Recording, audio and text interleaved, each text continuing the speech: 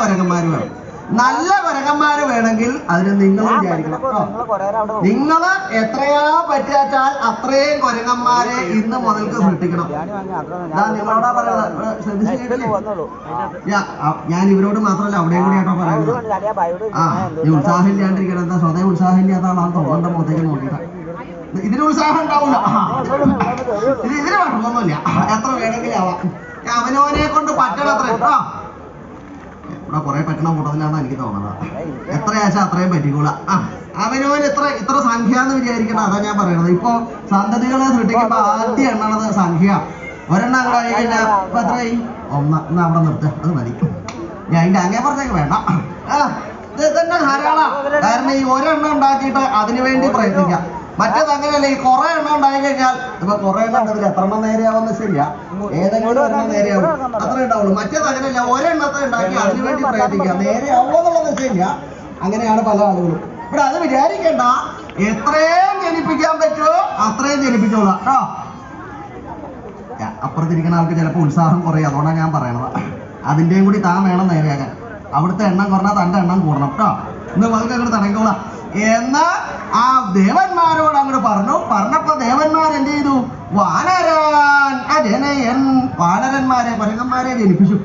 അന്ന് മുതൽക്ക് ധാരാളം കുരങ്ങന്മാരെ അങ്ങോട്ട് ജനിപ്പിച്ചു. ഇത് എവിടെയാ ജനിപ്പിച്ചതാ?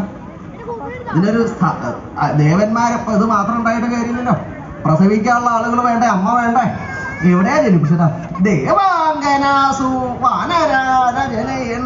ദേവാംഗനകളിൽ തന്നെയാണ്, ദേവസ്ത്രീകളിൽ തന്നെയാണ്. അവരവരുടെ ഭാര്യമാരെ 33 കോടി ദേവകൾക്കും ഭാര്യമാരുണ്ട്. ആ ദേവസ്ത്രീകളിൽ തന്നെ ജനിപ്പിച്ചു.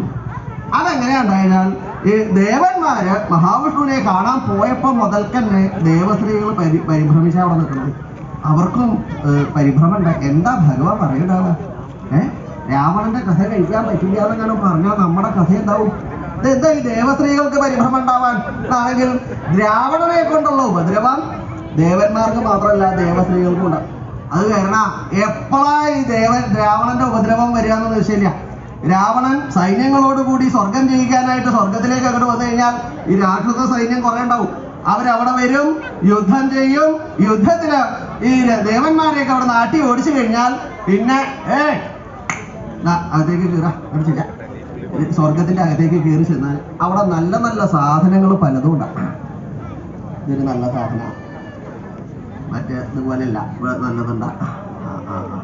ഇത് ഇവിടെ ഉള്ളതിൽ ഏറ്റവും നല്ലത് ഇതാണെന്നാണ് തോന്നണത്. നല്ലൊരു കുതിര, ഒരു കുതിര, അതേപോലെ ആന, അതേപോലെ നല്ല രത്നങ്ങള്, ആഭരണങ്ങള്, വസ്ത്രങ്ങള്, ഇതൊക്കെ സ്വർഗത്തിലുള്ളത്